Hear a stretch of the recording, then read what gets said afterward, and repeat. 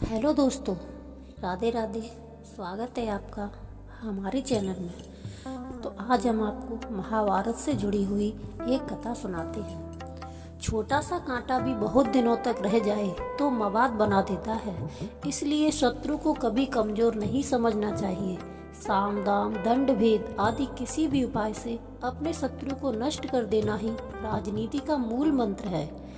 पांडवों का यश देखकर धृतराष्ट्र की चिंता बढ़ने लगी, तो उन्होंने अपने मंत्री और राजनीति विशारद कणिक को बुलवाया और कहा, कणिक, पांडवों का यश बढ़ता जा रहा है। मुझे बताओ कि मुझे पांडवों के साथ संधि करनी चाहिए अथवा विग्रह। कणिक बोला, महाराज, छोटे से कांटे की नोक भी बहुत दिनों तक रह जाए तो मवाद बना देती है, इसलिए शत्रु को भी कभी कमजोर नहीं समझना चाहिए। साम दाम दंड भेद आदि किसी भी उपाय से अपने शत्रु को नष्ट कर देना ही राजनीति का मूल मंत्र है। धृतराष्ट्र ने कहा, कणिक, यह बताओ कि साम दाम दंड भेद द्वारा शत्रु का नाश कैसे किया जाता है। तब कणिक ने धृतराष्ट्र को एक कथा सुनाई। किसी वन में एक बुद्धिमान गीदड़ रहता था। उसके 4 मित्र बाघ, चूहा, भेड़िया और नेवला भी वहीं रहते थे। एक दिन उन्हें एक हट्टा कट्टा हिरण दिखा तो उन्होंने उसे मारने की योजना बनाई। गीदड़ बोला, यह हिरण जब सोएगा तो चूहा उसका पैर कुतर ले, फिर बाघ उसे मार डाले और तब हम सब मिलकर उसे खाएं। योजना के अनुसार उन्होंने हिरण को मार दिया। फिर गीदड़ ने अपने दोस्तों से कहा, तुम स्नान करके आओ, तब तक मैं हिरण की देखभाल करता हूँ। सब स्नान करने चले गए। बाघ लौटा तो उसने गीदड़ को चिंतित देखकर पूछा, मित्र, तुम किस दुविधा में हो। गीदड़ बोला, बाघ, चूहे ने मुझसे कहा कि हिरण को तो मैंने मारा और बाघ मेरी कमाई खाना चाहता है। चूहे का यह घमंड सुनकर इस हिरण को खाने की मेरी इच्छा नहीं है। बाघ बोला, यदि ऐसा है तो मैं अपने दम पर पशुओं को मारकर खाऊंगा।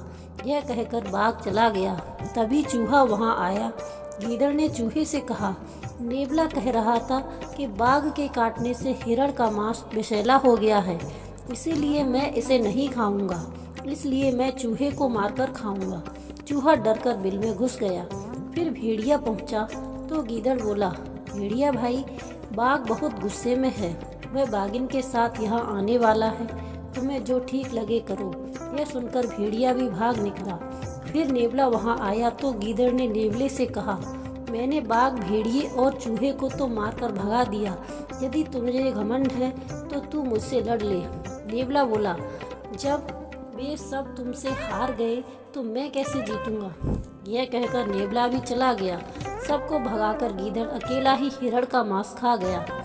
यह कथा सुनाकर कणिक ने धृतराष्ट्र से कहा, राजन, चतुर राजा को भी चाहिए कि गीदड़ की तरह डरपोक को भयभीत कर दे, शूरवीर के आगे हाथ जोड़ ले, लोभी को प्रलोभन देकर और कमजोर को पराक्रम से वश में कर ले। कणिक ने कहा, शत्रु चाहे कोई भी हो, उसे मार डालना चाहिए। रण लेकर और धन का लोभ देकर, विष या धोखे से भी शत्रु को समाप्त कर देना चाहिए। मारने की इच्छा रखते हुए भी मीठा बोलो, लेकिन मारकर अफसोस व्यक्त करो। जिन पर शंका नहीं होती उन्हीं पर अधिक शंका करनी चाहिए।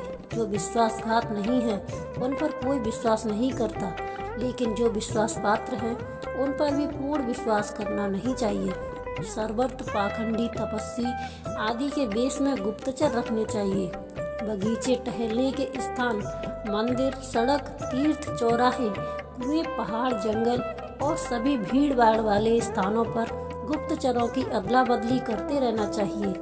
वाणी का विनय और हृदय की कठोरता, भयंकर काम करते हुए भी मुस्कुराकर बोलना, यह नीति निपुणता का सूचक है। जो अपने शत्रु से संधि करके निश्चिंत हो जाता है, उसका होश तब ठिकाने लगता है जब सर्वनाश हो जाता है। अपनी बातें केवल शत्रु से ही नहीं, मित्र से भी छिपानी चाहिए। अतः राजन, आपके पांडु पुत्रों से अपनी रक्षा करनी चाहिए। वे दुर्योधन आदि से बलवान हैं। आप कोई ऐसा उपाय कीजिए कि उनसे भय ना रहे और बाद में पश्चाताप भी ना करना पड़े। यह कहकर कणिक अपने घर चला गया।